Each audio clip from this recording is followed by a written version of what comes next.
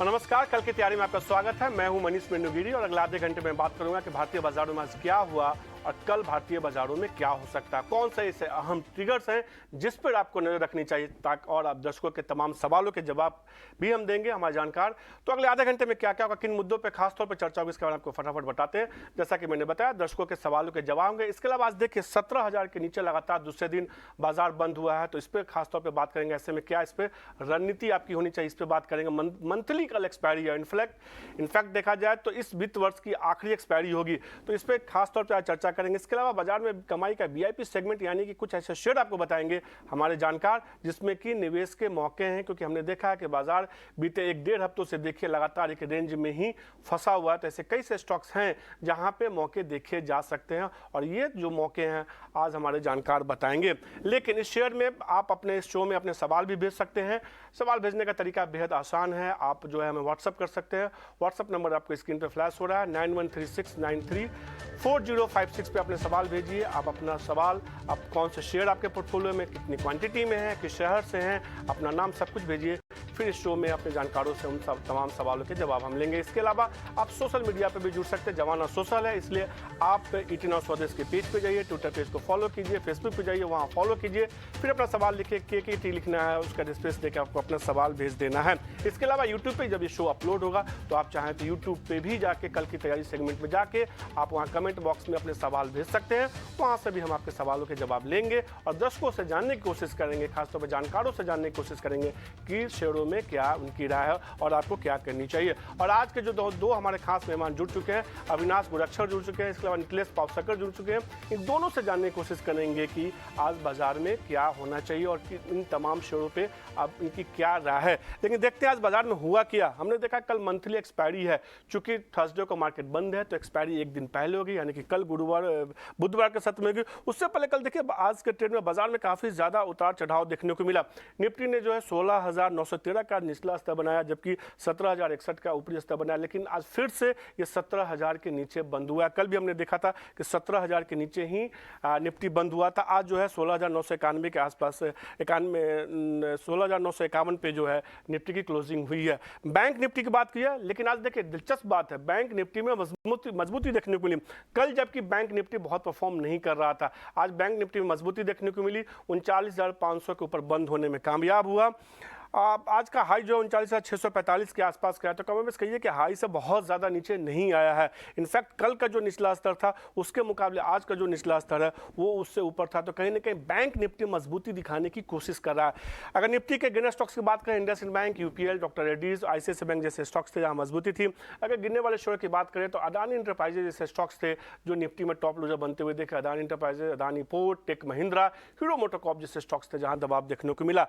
अगर Nifty bank के गिने स्टॉक्स की बात करें तो आज कुछ हेवी वेट स्टॉक्स देखिए इनमें, खासतौर पर निफ्टी बैंक में, जिसमें खरीदारी थी। और यही वजह है कि निफ्टी बैंक आज खुद की मजबूती को कायम रख सका और निफ्टी को बहुत ज्यादा गिरने नहीं दिया। IndusInd bank, HDFC bank, ICICI bank, खासतौर पर HDFC बैंक, ICICI बैंक, ये दोनों ऐसे स्टॉक्स हैं जिनका निफ्टी बैंक में वेटेज काफी ज्यादा है। इंडसइंड बैंक का भी ठीक ठाक वेटेज है। इसी का असर था कि निफ्टी बैंक आज पॉजिटिव निशान में बंद होने में कामयाब हुआ। निफ्टी बैंक के लूजर स्टॉक्स की बात करें तो बंधन bank, PNB, IDFC first bank जैसे स्टॉक्स थे और इन स्टॉक्स का बहुत ज़्यादा वेटेज नहीं है निफ्टी बैंक में। बंधन बैंक में आज अच्छी खासी गिरावट देखने को, हेडलाइंस में आपने देखा भी कि शेयर जो है कई महीनों के निचले स्तर पर अब कारोबार करता हुआ दिख रहा है। इंडेक्स गिनर की बात करें तो कहीं ना कहीं दिन बैंक और फाइनेंस शेयरों का नाम रहा, वही दो इंडेक्स थे जहां मजबूती थी। लेकिन गिरने वाले इंडेक्स की बात करें, Nifty IT, Nifty metal, auto, realty, FMCG, तमाम ऐसे इंडेक्स थे जहां पे आज दबाव देखने को मिला। अगर F&O के लूजर और गिनर स्टॉक्स की बात करें तो वहां भी हमने कई सारे स्टॉक्स देखे। F&O में चढ़ने वाले शेयर देखिए, अगर Torrent power, Manappuram finance, Glenmark pharma, महानगर गैस जैसे स्टॉक्स थे जहां मजबूती देखने को मिली। अगर F&O के टॉप लूजर स्टॉक्स की बात करें तो अदानी ग्रुप के शेयरों को हटा दे तो फिर ग्रेन्यूल्स इंडिया, बंधन बैंक, बिरला सॉफ्ट, IEX जैसे स्टॉक्स थे जहां दबाव देखने को मिला। इसमें से कुछ शेयर जो है दिन के निचले स्तर पे आज के कारोबार में बंद हुए। आज के कुछ हीरो स्टॉक्स की बात करें जहां मजबूती शानदार देखने को मिली, कैरियर पॉइंट जैसे स्टॉक्स थे जहां मजबूती थी, IFB एग्रो जैसे स्टॉक्स थे जहां मजबूती थी, सन फार्मा एडवांस, सूर्या जैसे स्टॉक्स थे जो आज के ट्रेड में मजबूती दिखा रहे थे। तो ये आज के बाजार का लेखा जोखा है। अब फटाफट अपने जानकारों से मुलाकात करने का भी समय हो चुका है। अविनाश और मिथिलेश हम दोनों साथ जुड़ चुके हैं। मिथिलेश और अविनाश, आपको इतना स्वदेश को समय देने के लिए बहुत शुक्रिया। अविनाश, आपके साथ ही हम शुरुआत करेंगे। हमने देखा है कि जिस तरह से बाजार का ट्रेंड है, इंडेक्स तो परफॉर्म नहीं कर रहा है, कि रेंज में फंसा हुआ है। कई स्टॉक्स है वहाँ काफ़ी ज़्यादा हमने उतार चढ़ाव का दौर देखा है। आपको लगता है मंथली एक्सपायरी कमोबेश यही होगा, इंडेक्स के बजाय कल शेयरों में काफ़ी ज़्यादा उठापटक देखने को मिल सकती है? Good evening Manish. देखिए, पहली बात तो इंडेक्स यहाँ पे अटका है। मुझे नहीं लग रहा है कि कोई बड़ी अपसाइड या बड़ी डाउनसाइड आपको इंडेक्स में देखने को मिलेगी। लेकिन स्टॉक स्पेसिफिक एक्शन आपको काफी सिग्निफिकेंटली देखने को मिलेगा। आपने बैंकों का जिक्र किया, मुझे लग रहा है कि बैंकों में जो सरकारी बैंक्स है, जैसे एसबीआई है, कैनरा बैंक है, बैंक ऑफ बड़ौदा है, आईसीआईसीआई बैंक है, इसमें अच्छी मूवमेंट आज देखने को मिली। शायद कल के दिन में भी अच्छी थोड़ी सी अपटिक आपको कल देखने को मिलेगी। ऑटोज में, कैपिटल गुड्स में मेरे ख्याल से जो बड़े दिग्गज प्लेयर्स है, जैसे कि टाटा मोटर्स है, अशोक लेलैंड है, महिंद्रा है, और उसके बाद कैपिटल गुड्स में एलएनटी है, ये शेयर्स पे मुझे लग रहा है कि कल थोड़ा एक्शन आपको देखने को मिलेगा। बट डेफिनेटली मेटल्स को भी हम इग्नोर नहीं कर सकते। मेटल्स में भी थोड़ी बहुत तेजी जो देखने को मिली है वो शायद कंटिन्यू होगी। बट ओवरऑल इंडेक्स को लेके हम अभी इतने पॉजिटिव नहीं है। हमको लग रहा है कि 16,900 का लेवल बहुत क्रिटिकल है। अगर ये टूट जाता है तो मार्केट शायद 16,800, फिर उसके बाद 16,500 भी जा सकता है। तो ये डेफिनेटली एक्सपायरी वाला दिन है, तो थोड़ी वॉलेटिलिटी आपको कल देखने को मिलेगी। प्लस ऑब्वियसली जो एनएवी को लेके म्यूचुअल फंड्स की बाइंग होती है, नॉर्मली ईयर एंड की बाइंग, वहां पे शायद थोड़ी सी वैल्यू बाइंग आपको देखने को मिलेगी, क्योंकि हम सभी जानते हैं कि मार्च 31 जो फाइनेंशियल ईयर होता है उसके टाइम पे थोड़ी बहुत बाइंग इसलिए भी आती है क्योंकि एनएवीज को बूस्ट अप करने की कोशिश होती है। तो इस तरीके की बाइंग थोड़ी बहुत आ सकती है। बट ओवरऑल मुझे लग रहा है कि ये सारे स्टॉक्स जो हमने मेंशन किए वहीं पे नजर रखिए, क्योंकि कहीं ना कहीं यहाँ पे अभी भी रिस्क रिवॉर्ड इन्वेस्टर्स के फेवर में। ओवरऑल मुझे लग रहा है कि ये एक्सपायरी में कोई बड़ा धमाका नहीं होगा, बट डाउनसाइड भी मोरलेस काफी प्रोटेक्टेड है। ज़्यादा धमाके की उम्मीद तो अविनाश नहीं कर रहे हैं कि कल के एक्सपायरी में बहुत ज़्यादा कुछ हो सकता है। मिथिलेश, आपकी क्या राय होगी? हमने देखा कल भी 16,918 का लो बनाया, वहाँ से फिर थोड़ा पुल बैक करने की कोशिश किया। आज भी हमने देखा कि 16,000 के आसपास, 900 के आसपास इसने जो है सपोर्ट लेने की कोशिश की है। आप लगातार मंदी करने की बात करते रहे हैं, क्या आपको लगता है कल 16,900 का लेवल टूटेगा? जी मनीष सर, मैं एक चीज कहना चाहूंगा कि आज मैंने सभी क्लाइंट्स को कहा कि पोजीशंस को काट दो, क्योंकि अभी ये सिचुएशन में सब बच्चा बच्चा मंदी करने लगा है। तो ये मुझे नहीं लगता कि यहाँ से मंदी आएगी, क्योंकि यहाँ पे थोड़ा सा मुझे लग रहा है कि यहाँ से एक बाउंस बैक आना चाहिए।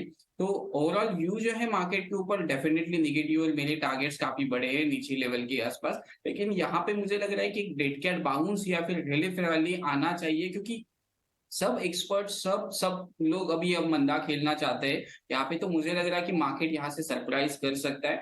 तो नीचे में एक इम्पोर्टेंट सपोर्ट है 16,900 और 16,850। ये लेवल जब तक ब्रेक नहीं होता है तब तक अभी मंदी के ला ना सोचे।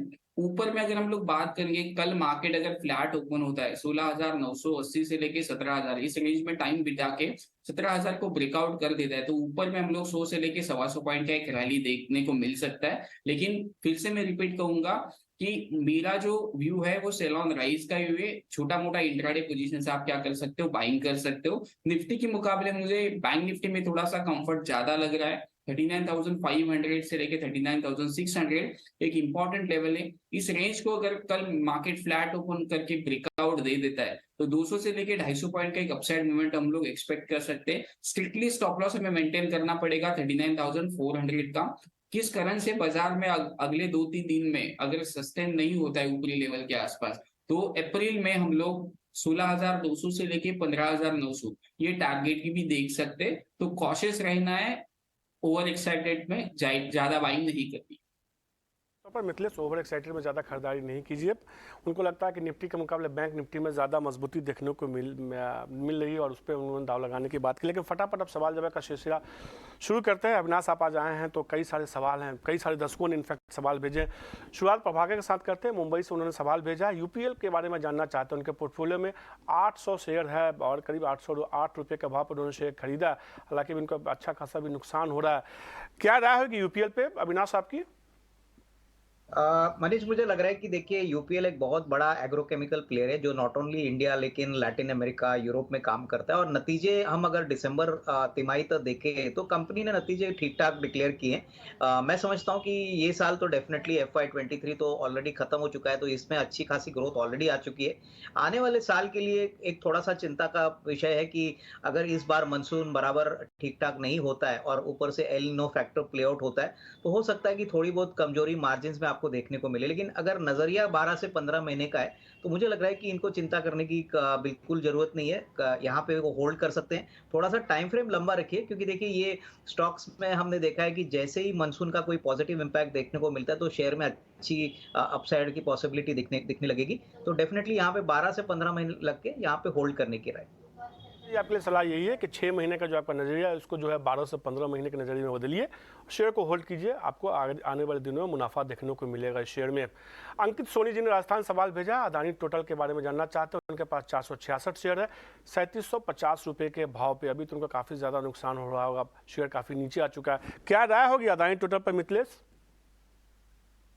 जी देखो, अडानी टोटल गैस के ऊपर अगर हम लोग बात करेंगे तो मुझे लग रहा है कि इस ग्रुप से आप जितना जल्दी निकल जाओगे उतना आपके लिए अच्छा होगा। एक 900 रुपए या फिर 880 का एक स्ट्रिक्टली स्टॉप लॉस मेंटेन करना, क्योंकि एक चीज इसको आपको ऑब्जर्व करना पड़ेगा कि न्यूज आती रहेंगी और स्टॉक गिरता रहेगा या फिर उछाल देता रहेगा, तो इसमें टेक्निकल्स की ज्यादा कुछ आपको समझ होना जरूरी नहीं है। तो आप उछाल में एग्जिट की राय देता हूं मैं। 880 रुपए अगर आप लास्ट होप की तरह रखना चाहते हो तो एक 880 का एक स्ट्रिक्टली स्टॉप लॉस मेंटेन रख सकते हो। उनको नुकसान काफ़ी ज़्यादा हो रहा था, इसलिए इस शेयर पे जो है फंडामेंटल लाइव ले लेते हैं अविनाश से। अविनाश, क्या राय होगी अदानी टोटल गैस पे आपकी? देखिए, मुझे लग रहा है कि बिजनेस तो इनका काफी अच्छा है, इनको काफी नए ज्योग्राफिकल एरियाज भी मिले। लेकिन सबसे बड़ी दिक्कत क्या है कि ये ज्योग्राफिकल एरियाज को इम्प्लीमेंट और कमीशन करने के लिए जो कैपेक्स कंपनी ने प्लान किया था, उसमें थोड़ा सा एक डिले आ सकता है, क्योंकि ज्यादातर कंपनी कर्जे के ऊपर अपना फाइनेंस, अपना ग्रोथ फाइनेंस कर रही थी। और जिस तरीके के अभी न्यूज फ्लो मिल रहे हैं कि कहीं ना कहीं देखिए, अगर फंडिंग के लिए पैसा मिलता नहीं है तो ये ग्रोथ जो है वो इफेक्ट होगा। और मुझे लग रहा है कि देखिए, क्लियरली डेट के हिसाब से अगर हम दूसरे गैस कंपनीज देखें, जैसे इंद्रप्रस्थ गैस है, गुजरात गैस, एमजीएल, तो इसकी ऑलरेडी काफी बड़ी कर्जे की पोजीशन है। तो मेरे ख्याल से इन द नियर टर्म कोई बड़ी अपसाइड यहाँ पे आने की उम्मीद नहीं है। वैसे भी स्टॉक ऊपरी लेवल से काफी टूट चुका है। और जब ऐसा कोई बड़ा प्राइस डैमेज होता है मनीष, तभी उसको रिकवर करने में भी लंबा समय लगता है। तो मेरे ख्याल से इस निवेशक को निकल के कोई दूसरे सेक्टर में जाना चाहिए, जैसे कि कैपिटल गुड्स है, ऑटो है, जहां पे risk reward Adani total gas से काफी बेहतर है। तो यहाँ से तो मेरे ख्याल से कोई बड़ी अपसाइड की उम्मीद बिल्कुल ना रखे। तो अविनाश की तरफ से भी ये राय कि बहुत ज़्यादा अपसाइड नहीं दिख सकता यहाँ से, और मिथिलेश भी कमोबेश इसमें से निकलने की सलाह दे रहे हैं। जो आज का अगला सवाल है उस पर महिंद्रा लाइफ स्पेस पे है। लोकेश सक्सेना जी ने इंदौर से ये सवाल भेजा है। 110 शेयर उनके पोर्टफोलियो में है, 380 रुपये के भाव पे है। महिंद्रा लाइफ स्पेस पे क्या राय होगी अविनाश? हमने देखा है कि रियल्टी स्टॉक जिस तरह से ब्याज दरें लगातार बढ़ी हैं, लगातार प्रेशर में दिख रहा है, लगातार रियल्टी स्टॉक्स में बिकवाली देखने को मिली है। महिंद्रा लाइफ स्पेस के ऊपर आपकी क्या राय होगी?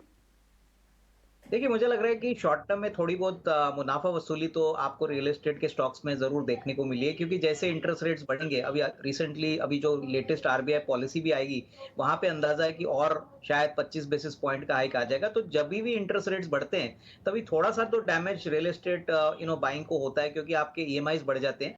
लेकिन महिंद्रा लाइफ स्पेस की अगर हम बात करें तो इनके पास काफी अच्छे प्रोजेक्ट्स है, इनकी डेट भी बैलेंस शीट पे काफी मिनिमल है। और मोस्ट इंपॉर्टेंटली अभी जो रेरा के बाद जो चेंजेस इंडस्ट्री में आ गए हैं, बड़े प्लेयर्स अपने कामकाज काफी अच्छी तरह से कर रहे हैं। तो अगर नजरिया 1.5-2 साल का है मनीष, तो ही यहाँ पे निवेशित रहिए, क्योंकि शॉर्ट टर्म में हो सकता है थोड़ी वॉलेटिलिटी आपको देखने को मिले, लेकिन लॉन्गर टर्म में रियल एस्टेट का जो अपसाइड है और ट्रेंड है, वो अभी भी काफी स्ट्रांग और पॉजिटिव है। लंबी अवधि के नजरिए से महिंद्रा लाइफ स्पेस होल्ड करने की सलाह अविनाश की तरफ से। अगला सवाल वीरेंद्र राणा जी ने भेजा है। इन्होंने आयशा मोटर पर सवाल पूछा है। 1000 शेयर है, 3200 के भाव पे इन्होंने लिया है। यूट्यूब पे जो हमारे शोज अपलोड होते हैं कल की तैयारी, उस पर उन्होंने ये सवाल पूछा है। वीरेंद्र राणा को कि आयशा मोटर पे आप क्या राय देंगे मिथिलेश?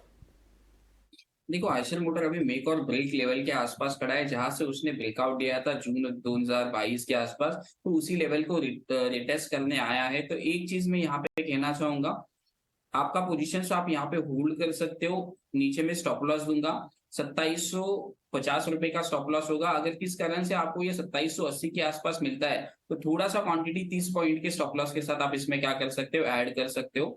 लेकिन जो स्ट्रक्चर है, वो 3200 से खराब हो चुका है। ओवरऑल ऑटो के ऊपर मेरा जो व्यू है, वो सेल का ही व्यू है। तो अगर यहाँ से उछाल कुछ मिलता है, तो एक बार फिर से रिव्यू कर लेना। 3050 से लेके 3100 एक रेजिस्टेंस एरिया है, तो वहां पे कैसे प्ले होता है वो एक बार फिर से किसी एक्सपर्ट से आप पूछ लेना। और जब तक ये काउंटर 3200 के ऊपर सस्टेन नहीं दे होगा, तब तक मोमेंटम नहीं आएगा। तो सीधे तौर पे आते हुए आयशा मोटर पे 3000 3050 के लेवल पे आता है, तो एक बार फिर से आप जो है सवाल भेजिए, हम अपने जानकारों से फिर समझने की कोशिश करेंगे क्या करना चाहिए आपको इस शेयर में। फिलहाल के लिए तो होल्ड करने की सलाह है। शुभम राजपूत जी ने सवाल भेजा, राजस्थान से हिमाद्री स्पेशलिटी केमिकल के शेयर के बारे में जानना चाहते हैं। 100 शेयर उनके पोर्टफोलियो में है, 84 रुपये के भाव पे वो जानना चाहते हैं शेयर में क्या करें। क्या राय होगी अविनाश हिमाद्री स्पेशलिटी केमिकल पे? देखिए, लंबी अवधि के लिए अगर इनका नजरिया है कम से कम 1.5-2 साल का, तो यहाँ पे होल्ड करना चाहिए। इसका रीजन ये है कि देखिए, हिमाद्री केमिकल ऐसे स्पेशलिटी केमिकल बनाते हैं जो इलेक्ट्रिक व्हीकल के लिथियम बैटरीज में यूज किए जाते हैं। इलेक्ट्रिक व्हीकल्स का जो ग्रोथ पोटेंशियल है इंडिया में बहुत ही बड़ा है। ऑलरेडी हमने देखा है कि टू व्हीलर में काफी इलेक्ट्रिक व्हीकल के प्रोडक्ट्स लॉन्च हो चुके हैं। प्लस 2-3 बड़ी कंपनियां जैसे टाटा केमिकल्स है, वहां पे इनका प्लान है कि वो लिथियम बैटरीज इंडिया में बनाएंगे। तो जैसे जैसे lithium battery domestic production India में बनेगा, तो उसके लिए उनको केमिकल्स जो स्पेशलिटी केमिकल लगते हैं उनकी जरूरत पड़ेगी। तो लंबी अवधि के लिए हिमाद्री केमिकल जरूर होल्ड करिए। शॉर्ट टर्म में हो सकता है कि थोड़ा सा स्टॉक स्लो मूवर रहे, बट डेफिनेटली इस स्पेस में ये काफी इंटरेस्टिंग बेट है। लंबी अवधि के लिए अच्छा पैसा इस लेवल से भी बन सकता है। शुभम जी, आपके लिए शेयर के लिए लंबी अवधि के लिए आप होल्ड करके चल सकते हैं। HSCL ये राय आती हुई अविनाश की तरफ से। RK सक्सेना जी ने फतेहपुर से सवाल भेजा, धानुका एग्रीटेक के बारे में जानना चाहते हैं। 45 शेयर उनके पोर्टफोलियो में 703 रुपये के भाव पे वो जानना चाहते हैं कि शेयर को कब तक होल्ड करे। क्या राय होगी मिथिलेश धानुका एग्रीटेक पे? देखिए, स्टॉक में अगर हम लोग बात करेंगे, वीकली चार्ट के ऊपर ब्रेकडाउन आ चुका है, तो मेरे हिसाब से स्टॉक से निकल जाना चाहिए। क्योंकि इसका जो इम्पोर्टेंट लेवल है वो 600 के आसपास है। अगर 600 के स्टॉप लॉस के साथ आप होल्ड करना चाहते हो तो होल्ड कर सकते हो। ऊपर में एक रेजिस्टेंस मैं आपको दूंगा, वो रेजिस्टेंस आ रहा है 660 रुपए का। 660 के लेवल को क्रॉस करता है तो ऊपर में हमें 4 से 5% का एक अपसाइड मोमेंटम देखने को मिल सकता है। तो स्ट्रक्चर काफी वीक है, लेकिन 300 रुपए का एक 600 रुपए का एक इंपॉर्टेंट सपोर्ट है, उसका एक स्टॉप लॉस लगा के पोजीशंस को आप होल्ड कर सकते हैं। 100 रुपये को होल्ड के स्टॉप से आप शेयर को होल्ड किए, 660 का स्तर पार करता है तो फिर शेयर में एक स्पाइक देखने को मिल सकता है। रविंद्र जी ने दिल्ली से सवाल पूछा है, गेल के शेयर उनके पास पोर्टफोलियो में है, 360 रुपये के भाव पर उन्होंने 360 शेयर उनके पोर्टफोलियो में है, 113 रुपये के भाव पे वो जानना चाहते हैं कि गेल में क्या करे। अविनाश, क्या राय होगी गेल पे आपकी? देखिए, मुझे लग रहा है कि 1 अप्रैल से गैस के प्राइसेस में बदलाव आने वाला है। किरित पारिक के कमेटी के रिपोर्ट्स इंप्लीमेंट होने वाले हैं। तो गैस ट्रांसमिशन में गेल एक बहुत बड़ा प्लेयर है। बहुत ही अच्छी तरह से इन्होंने इंफ्रास्ट्रक्चर खड़ा कर दिया है, और ये कोई मामूली बात नहीं है। देखिए, गैस ट्रांसमिशन में इनिशियल जो इंफ्रास्ट्रक्चर कॉस्ट लगता है, उसके बाद आपको कैश फ्लो जनरेशन बहुत बड़ी मात्रा में होता है। तो यहाँ पे होल्ड करें, नजरिया कम से कम 1.5-2 साल का रखें, क्योंकि गैस का जो कंजम्पशन है वो बढ़ते रहेगा, और गैस एक क्लीन एनर्जी है, तो गवर्नमेंट को भी इसको प्रमोट करने में कोई दिक्कत नहीं हो रही है। तो यहाँ पे कम से कम 12 to 18 मंथ्स का टाइम फ्रेम लेके यहाँ पे होल्ड करने की राय करने की सलाह अविनाश की तरफ से। श्री मोहन जी ने यूट्यूब से सवाल पूछा, उन्होंने हमारा जो शो होता है कल की तैयारी, वहाँ पर उन्होंने सवाल भेजा कमेंट बॉक्स में। वोकाहाट के 20 शेयर उनके पोर्टफोलियो में 190 रुपये के भाव पे वो जानना चाहते हैं क्या करें। मिथिलेश, वोकाहाट पे क्या राय होगी आपकी? वोकाहाट में भी अभी कुछ खास है नहीं, थोड़ा सा बाउंस आता है उसके बाद सेलिंग। इससे अच्छा मैं कहूंगा कि इस स्टॉक से निकल जाओ और किसी दूसरे स्टॉक में आप इन्वेस्ट कर सकते हो। जैसे अविनाश सर को मैं सुन रहा था, कुछ ऐसी 1-2 फंडामेंटल टिप्स देंगे तो वहां पे मैं स्विच करने की राय दूंगा, क्योंकि वोकाहाट में कुछ अभी मुझे नहीं लगता कि बाउंस आएगा। थोड़ा बाउंस भी आया तो भी वो सेलिंग में ही कन्वर्ट होगा, तो मेरा एग्जिट का ही राय होगा वोकाहाट के ऊपर। जी, आपके लिए राय तो ये कि वोकाहाट से निकल जाइए। थोड़ी देर में अविनाश जी कुछ स्टॉक्स रिकमेंड भी करेंगे वीआईपी सेगमेंट में, तो उन शेयर में जो है आप निवेश करके चल सकते हैं। नजरिया थोड़ा लंबा रखना होगा। संतोष ठाकुर जी ने पश्चिम बंगाल से सवाल भेजा, सुजलॉन के बारे में जानना चाहते हैं। 1274 शेयर उनके पोर्टफोलियो में 10 रुपये 51 पैसे के भाव पे। सुजलॉन पे क्या राय होगी अविनाश? देखिए मनीष, सुजलॉन में मुझे लग रहा है कि कोई बड़ा अपसाइड एक्सपेक्ट ना करें, क्योंकि देखिए, पहली बात तो इन्होंने जो अभी रिसेंटली राइट्स इशू किया था, 10 रुपए का शेयर उन्होंने 5 रुपए में इशू किया था। तो नतीजा ये हो गया कि पैसे तो कंपनी को मिल गए राइट्स इशू से, लेकिन इनका इक्विटी बेस बहुत ज्यादा बढ़ गया। नॉर्मली क्या होता है कि जब इक्विटी बेस बहुत ज़्यादा बढ़ता है और अर्निंग्स ग्रोथ आती नहीं है, तभी शेयर का बढ़ना काफ़ी डिफ़िकल्ट होता है और ऊपरी लेवल पे काफ़ी लोगों ने सुज़लॉन शेयर खरीदा है। देखिए रिन्यूएबल एनर्जी में बहुत ज़्यादा इंटरेस्ट है, लेकिन अगर कंपनी की कैपिटल स्ट्रक्चर खराब है, ओवरऑल लॉसेस ज़्यादा है और सबसे बड़ी बात अगर अर्निंग्स ग्रोथ अगले डेढ़ 2 साल के लिए आने की उम्मीद नहीं है, तो मुझे लग रहा है कि ऐसे शेयर्स में आपको बिल्कुल निकल जाना चाहिए। पेनी स्टॉक का अट्रैक्शन इन्वेस्टर्स का ऑलवेज़ होता है, बट इसमें ग्रोथ पोटेंशियल बिल्कुल नहीं है। तो मैं समझता हूँ यहाँ से निकल जाए, जो भी पैसा मिलेगा उसको अच्छे स्टॉक में रीइन्वेस्ट करिए क्योंकि वहीं से ग्रोथ आएगा, पेनी स्टॉक से बिल्कुल नहीं आएगा। के तौर पे तो अविनाश इस शेयर से निकलने की सलाह दे रहे हैं। उनको भी लगता है कि पेनी स्टॉक्स ऐसे होते हैं जो जिसमें देखने में तो अच्छा लगता है, लेकिन कई बार क्या है उन शेयर में जो है सारे पैसे जो है इरोड हो जाते हैं, ना कि सारे पैसे डूब जाते हैं। तो ये कुछ एक ऐसे स्टॉक्स है जिस पे हमने बात की। लेकिन अब बात करते हैं ट्रिगर्स की कि बाजार के लिए क्या अहम ट्रिगर्स है। सबसे बड़ा ट्रिगर्स तो यही है कि कल एक्सपायरी है। बाकी ट्रिगर्स बताने के लिए हमारे साथ जुड़ चुकी है बामाक्षी। बामाक्षी, कल के लिए क्या बड़े ट्रिगर्स है एक्सपायरी के अलावा? जी बिल्कुल, शुरुआत करते हैं हम कुछ ग्लोबल क्यूज़ के साथ। तो हमारी नज़र होगी कल EIA crude oil inventory report पर, जो कल आएगी। इसके अलावा कॉर्पोरेट फ्रंट पर अगर हम देखें तो काफ़ी एक्शन नज़र आ रहा है। कल हम देखेंगे कि मंथली एक्सपायरी और वीकली एक्सपायरी है। इनफैक्ट उसी के साथ हम देखेंगे कि PNB पंजाब नेशनल बैंक ये स्टॉक फोकस में रहेगा। बोर्ड की बैठक होने जा रही है और फंड रेजिंग, जो कैपिटल रेजिंग के प्लान्स है FY24 के लिए, ये कंपनी ये बोर्ड मीटिंग के द्वारा डिस्कस करेगी। इसके अलावा सिम्फनी भी फोकस में रहेगा क्योंकि कंपनी की जो बायबैक रिकॉर्ड डेट है वो कल है। हिंदुस्तान जिंक और SBI कार्ड भी फोकस में रहेगा कल। ये दोनों स्टॉक्स की एक्स डिविडेंड डेट है। इसके अलावा एक इम्पॉर्टेंट इवेंट होने जा रहा है। हम देख रहे हैं कि कोल माइन ऑक्शंस का जो 7वां राउंड है वो कल से शुरू होने जा रहा है। और इसके अलावा हम देखेंगे कि होंडा भी अपने इलेक्ट्रिक 2 व्हीलर प्लान्स रिवील करने वाले हैं भारत के लिए कल। तो इसी के चलते ये सारे इंपॉर्टेंट इवेंट्स और ट्रिगर्स हैं जो आपके रेडार पर होने चाहिए कल के ट्रेडिंग सेशन के लिए। तो ये कल के लिए अहम ट्रिगर्स। शुक्रिया बामाक्षी तमाम ट्रिगर्स बताने के लिए। लेकिन अब बात करते हैं VIP शेयर्स के।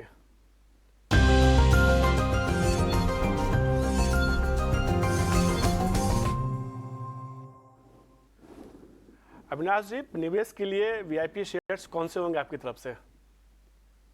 मनीष, मैंने 2 शेयर चुने हैं। पहला शेयर का नाम है आर्चिन केमिकल्स इंडस्ट्रीज लिमिटेड। देखिए ये कंपनी पहले क्या बनाती है वो बताते हैं।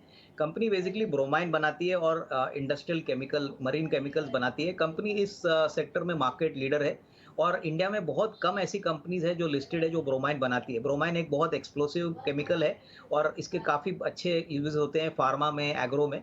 ज़्यादातर इनका 75% जो सेल होता है वो एक्सपोर्ट से आता है और इस साल कंपनी ने करीबन 9 महीने में कम से कम 225 करोड़ का मुनाफा कमाया। पिछले साल इन्होंने 180 करोड़ का मुनाफा कमाया था और हमारा मानना है कि पूरे साल के लिए, दैट इज FY23 के लिए, कम से कम 325-330 करोड़ की प्रॉफिट इस साल आएगी। करीबन 30-32 रुपए की अर्निंग FY23 के लिए आएगी और हमारा मानना है अगले साल करीबन 54-55 रुपए का अर्निंग आएगा। तो यहाँ से मुझे लग रहा है वैल्यूएशंस बहुत ही अट्रैक्टिव लग रहे हैं। करीबन 775-800 का एक टारगेट प्राइस लेके यहाँ पे हम खरीद सकते हैं। और दूसरी कंपनी जो कैपिटल गुड स्पेस में मनीष हमको पसंद है, वो एक्शन कंस्ट्रक्शन इक्विपमेंट है। ये कंट्री की सबसे बड़ी मोबाइल क्रेन का मार्केट कमांड करती है। 70% मार्केट शेयर है। प्लस जिस प्रकार से इंफ्रास्ट्रक्चर में पैसा गवर्नमेंट खर्चा करने वाला है, बजट में भी 10 लाख करोड़ का निवेश का प्लान इन्होंने बताया, इससे कंपनी को काफी फायदा होगा। और मोस्ट इंपॉर्टेंटली ये डिफेंस को भी अपने प्रोडक्ट्स भी सप्लाई करते हैं। तो यहाँ पे भी मुझे लग रहा है कि 375-380 में अगर कोई खरीदता है तो करीबन 450 का एक अच्छा टारगेट प्राइस आपको अगले 6 से 12 महीने में पॉसिबल लग रहा है। तो ये दो तरफ की कंपनियां हैं, अलग सेक्टर्स की हैं, लेकिन यहाँ पे अच्छा रिस्क रिवॉर्ड बैठ रहा है। तो ये मेरी तरफ से 2 स्टॉक पिक्स आपके व्यूअर्स के लिए। कल खरीदारी करने की सलाह और इसके अलावा एक्शन कंस्ट्रक्शन खरीदारी करने की लंबी अवधि के लिए नजरिए से अविनाश ने सलाह दी है आज के लिए VIP सेगमेंट में। मिथिलेश, क्या राय होगी? मुझे तो लगता है निफ्टी पे जरूर आपने कोई ना कोई राय देंगे आप। जी जरूर। जैसे कि निफ्टी के ऊपर मैंने थोड़ी देर पहले ही कहा था कि 16,960 से लेके 17,000 इस रेंज में कंसोलिडेशन करके ब्रेकआउट आता है तो ऊपर में जा सकता है मार्केट। लेकिन ओवरऑल व्यू तो कॉशियस का ही है। लेकिन अभी मैं जाना पसंद करूंगा स्टॉक स्पेसिफिक, क्योंकि सबका इंटरेस्ट मंथली एक्सपायरी के ऊपर निफ्टी के ऊपर होता है। तो स्टॉक स्पेसिफिक मुझे लग रहा है कि एक एक्सीडेंट हो सकता है, ब्रेकडाउन आ सकता है चार्ट के ऊपर। वीकली चार्ट को मैं ऑब्जर्व कर रहा हूँ अपोलो टायर के 306 रुपए का एक इंपॉर्टेंट लेवल है। इसके नीचे अगर बाजार जाता है तो आपको बेचना होगा। 310 रुपए का एक स्ट्रिक्टली स्टॉप लॉस मेंटेन करना है। 296 हमारा पहला टारगेट है। 290 से इसके नीचे जैसे ही जाएगा बाजार तो हम लोग स्टॉप लॉस को रिवाइज करेंगे, 300 रुपए के आसपास स्टॉप लॉस रखेंगे और फिर बड़े टारगेट के लिए 280 से लेके 275 ये टारगेट के लिए क्या करेंगे, प्लान करेंगे। तो आज के लिए वीआईपी सेगमेंट में जो है 2 शेयर खरीदारी के और 1 शेयर जो है बिकवाली करने की सलाह दी गई है। अविनाश और मिथिलेश बीटीनो स्वदेश देने को समय देने का आपका शुक्रिया। कल की तैयारी में आज के लिए इतना ही, कल फिर मुलाकात होगी। मुझे दीजिए तब तक के लिए इजाजत, नमस्कार।